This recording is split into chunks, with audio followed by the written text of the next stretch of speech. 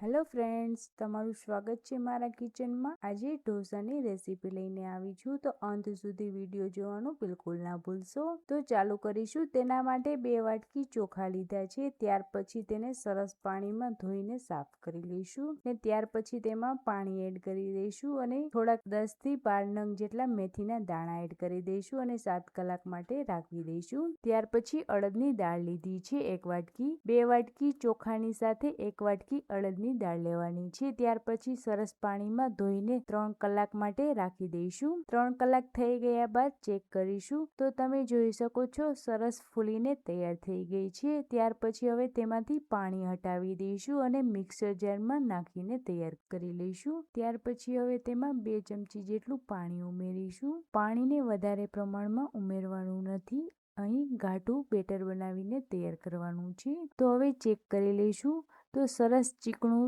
Better બનીને તૈયાર થઈ ગયું છે। ત્યાર પછી હવે તેને બાઉલમાં કાઢી લઈશું। એ જ રીતે હવે ચોખાનું બેટર બનાવીને તૈયાર કરવાનું છે। તો ચોખામાંથી પાણી હટાવી દઈશું। ત્યાર પછી હવે જારમાં એડ કરી દઈશું ચોખાને અને થોડુંક એવું પાણી નાખીને સરસ બેટર તૈયાર કરી લઈશું। તો હવે ત્યાર પછી તેને ચેક કરી લઈશું તો અહીં જોઈ શકો છો કે સરસ ચીકણું બનીને તૈયાર થઈ ગયું છે। તો હવે અડદનું બેટર અને ચોખાનું બેટર સાથે ફેટીને તૈયાર કરી લઈશું। તો બેટર જોતા જ ઢોસા સરસ તૈયાર થશે એ તમે જોઈ શકો છો। તો આ જ રીતે હવે તમે ઈડલીનું પણ બેટર તૈયાર કરી શકો છો। તો બેટર બનીને તૈયાર થઈ ગયા બાદ હવે બટેકાનો માવો તૈયાર કરી લઈશું ઢોસામાં નાખવા માટેનો।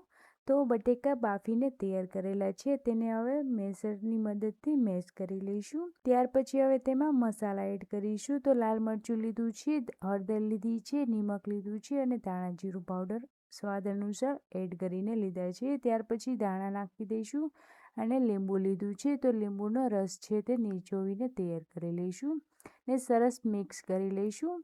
તો આ રીતે હવે મિક્સ કરી લીધા બાદ તેને હવે વઘાર કરીને તૈયાર કરવાનું છે। તેના માટે 2 ચમચી જેટલું તેલ લીધું છે।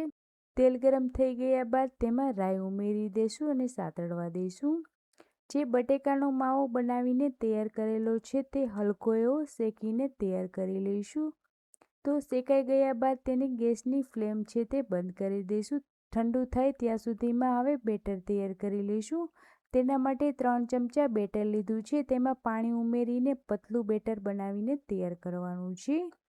તો અહીં બેટર બની ગયા બાદ તેને હવે તવી ઉપર યાની કે નોનસ્ટિકની લોઢી ઉપર બેટરને ઉમેરી દઈશું અને ચમચાની મદદથી લારી ઉપર જે ઢોસા બને છે એ રીતે તમે ઢોસા બનાવીને તૈયાર કરી શકો છો। તો ઢોસાનું પહેલું લેયર છે તે સરસ ડ્રાય થઈ ગયા બાદ તેમાં બટર લગાવી લઈશું। ત્યાર પછી જે બટેકાનો માવો બનાવીને તૈયાર કરેલો છે તે ઉમેરી દઈશું। સાથે સાથે બારીક ચોપ કરેલી ડુંગળી છે તે પણ ઉમેરી દઈશું ને સાથે સાથે બારીક ચોપ કરેલા ટમેટા પણ લીધા છે, તેને પણ ઉમેરી દઈશું અને ગેસની લો ફ્લેમ ઉપર તૈયાર કરવાના છે। તો અહીં ઢોસા છે તે એકદમ સોફ્ટ બનાવીને તૈયાર કરશું। તો અહીં નીચેનું લેયર છે તે સરસ ડ્રાય થઈ ગયું છે, તેને હવે ફોલ્ડ કરીને ચેક કરી લઈશું। તો જોઈ શકો છો એકદમ સરસ સોફ્ટ ઢોસા બનીને તૈયાર થઈ ગયા છે। તો ફ્રેન્ડ્સ, રેસીપી કેવી લાગી છે તે કમેન્ટ કરવાનું બિલકુલ ના ભૂલશો। સાથે સાથે નવી રેસીપી તો તમને જોવા ચોક્કસથી મળશે। તો નવી રેસીપી સાથે મુલાકાત લેવી હોય તો તમે કમેન્ટ કરવાનું, લાઈક કરવાનું અને સબસ્ક્રાઈબ કરવાનું બિલકુલ ના ભૂલશો। ફરીથી મળીશું નવા રેસીપી સાથે। Thank you.